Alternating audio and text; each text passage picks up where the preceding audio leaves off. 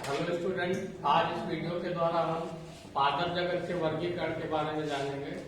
तो पादप जगत में पादप उन्हें माना गया जिनमें क्लोरोफिल पाए जाते हैं, यानी जो हरे होते हैं उन पादपों को 4 वर्गों में डिवाइड किया गया है। पहला है थैलोफाइटा, दूसरा है ब्रायोफाइटा, तीसरा है टेरिडोफाइटा और चौथा है स्पर्मेटोफाइटा।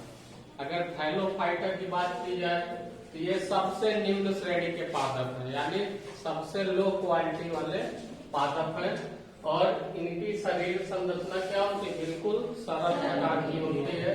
इन पादपों का जो शरीर होता है वो जड़, तना और पत्ती में बटा नहीं होता है, यानी जड़, तना और पत्ती में विभेदित नहीं होता है। तो इस प्रकार की शरीर संरचना वाले पादपों को थैलस कहा जाता है और इन्हें थैलोफाइटा वर्ग में रखा जाता है। इनके अंतर्गत वे पादप आते हैं जो बहुत सरल स्वभाव के होते हैं, यानी बहुत सरल संरचना वाले, लेकिन उनमें क्लोरोफिल पाया जाता है और वे प्रकाश संश्लेषण की क्रिया कर सकते हैं। तो जितने भी शैवाल होते हैं उन्हें थैलोफाइटा वर्ग में रखा गया।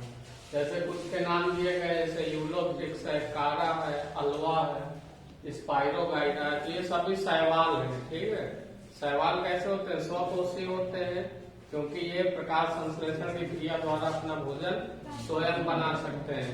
अब क्योंकि इनका शरीर स्पष्ट रूप से जड़, तना और पत्ती में बटा नहीं होता है, तो इस प्रकार की जो इनकी शरीर की संरचना होती है तो उसे थैलस कहा जाता है। तो इन्हें एक अलग वर्ग थैलोफाइटा में रखा गया। फिर सेकंड है ब्रायोफाइटा। तो ब्रायोफाइटा के जो पादप होते हैं वो नमी वाले स्थानों पर और छायादार स्थानों पर पाए जाते हैं और इन्हें पादप जगत का उभयचर कहा जाता है। क्या कहा जाता है? पादप वर्ग का उभयचर कहा जाता है। और इनमें वास्तविक जड़ नहीं पाई जाती है। ठीक है, उसके स्थान पर कुछ जड़ जैसी संरचना मिलती है, जिसे क्या कहते हैं? मूलाभास या राइजोइड्स कहते हैं। और इनमें तना और पत्ती जैसी संरचनाएं होती हैं। इनमें और क्या होता है कि जैसे संवहन ऊतक नहीं पाए जाते हैं। संवहन ऊतक का क्या कार्य है कि पादप को जल या फिर जो अन्य पोषक पदार्थ हैं उन्हें एक स्थान से दूसरे स्थान पर ले जाने के लिए कुछ ऊतकों की आवश्यकता होती है, जिन्हें संवहन ऊतक कहते हैं। तो वो इन पादपों पे नहीं पाए जाते हैं। इसके अंतर्गत कौन कौन से पौधे आते हैं? मास, जिसे फ्यूनेरिया कहते हैं, मार्केसिया और रिक्सिया। तो इनका मुख्य लक्षण क्या है कि इनमें वास्तविक जड़ नहीं पाई जाती, जैसे सभी नॉर्मल पादपों में पाई जाती है। तो इनमें ऐसी जड़ नहीं पाई जाती, लेकिन उनसे मिलती जुलती कुछ संरचनाएं पाई जाती हैं जो जड़ का कार्य करती हैं। उन्हें मूलाभास या राइजोइड्स कहते हैं। और इनमें एक मुख्य लक्षण और क्या है कि इनमें संवहन ऊतक नहीं पाए जाते। तीसरा वर्ग है टेरिडोफाइटा। तो टेरिडोफाइटा में जो पादप आते हैं तो उनका शरीर जड़, तना और पत्ती में स्पष्ट रूप से बटा होता है। ठीक है, और इनमें संवहन ऊतक भी पाए जाते हैं। संवहन ऊतक इनमें जल और जो भोज्य पदार्थ होते हैं उनको संवहन करते हैं, यानी एक स्थान से दूसरे स्थान पर ले जाते हैं। तो इसके अंतर्गत फर्म यानी ड्रायोकेरिस आता है, मार्सिलिया आते हैं। तो इस प्रकार के पादप इसमें आते हैं। फिर अब अगर तीनों की बात की जाए, यानी थैलोफाइटा, ब्रायोफाइटा और टेरिडोफाइटा, तो इन पादपों में पुष्प और बीज नहीं उत्पन्न होते हैं। ठीक है, इनमें क्या नहीं होता? पुष्प और बीज उत्पन्न नहीं होते हैं। और इनका जो भ्रूण होता है वो नग्न होता है, जिन्हें क्या कहते हैं? बीजाणु यानी स्पोर कहते हैं। तो इनका जनन काय के द्वारा होता है? बीजाणुओं के द्वारा होता है, यानी इनमें पूर्ण विकसित जननांग नहीं पाए जाते हैं। जो इनका भ्रूण होता है वो नग्न होता है, जिन्हें बीजाणु कहा जाता है। तो इस प्रकार के पौधों को हम क्या कहते हैं? क्रिप्टोगैम कहते हैं, यानी ये अपुष्पोद्भिद होते हैं, यानी इनमें न तो पुष्प होता है न बीज होता है। और जो भ्रूण भी होता है वो भी नग्न अवस्था में होता है। और इनमें जनन भी बीजाणुओं के द्वारा होता है, यानी स्पोर के द्वारा। यानी जो नग्न भ्रूण है उसे हम क्या कहेंगे? बीजाणु कहेंगे। तो इस प्रकार के पौधों को क्या कहा जाता है? क्रिप्टोगैम।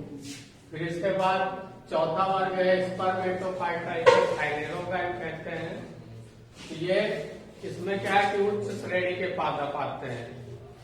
उच्च श्रेणी के पादप आते हैं और इन्हें फिर से डिवाइड किया गया बीज की अवस्था के आधार पर। दो प्रकार से इन्हें डिवाइड किया गया। फर्स्ट है अनावृत बीज यानी जिम्नोस्पर्म, सेकंड है आवृत बीज यानी एंजियोस्पर्म।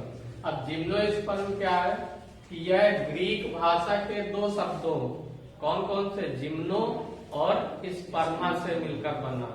जिम्नो का मतलब क्या होता है नग्न, और स्पर्मा का मतलब बीज यानी नग्न बीज वाले पौधे।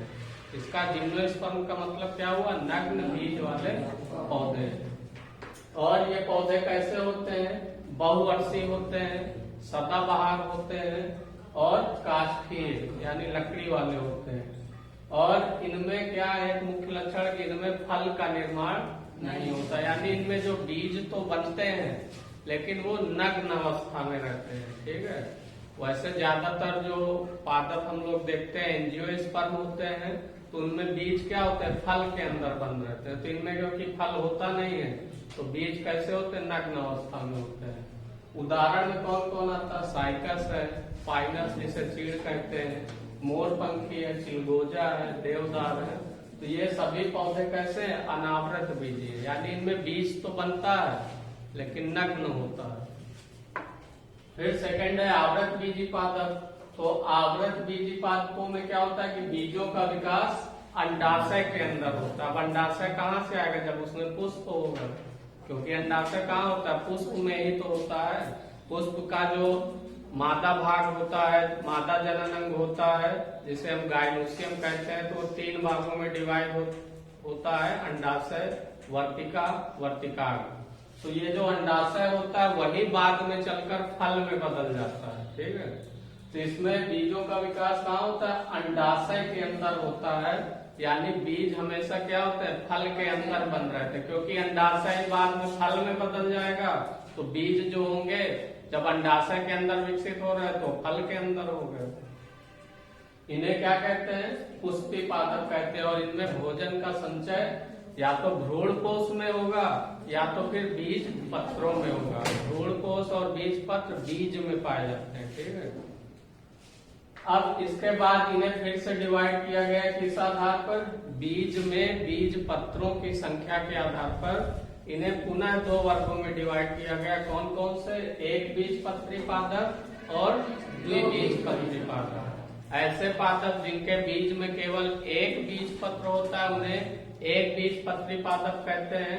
जैसे मक्का है, गेहूं है, ये कैसे पादप है एक बीज पत्री है।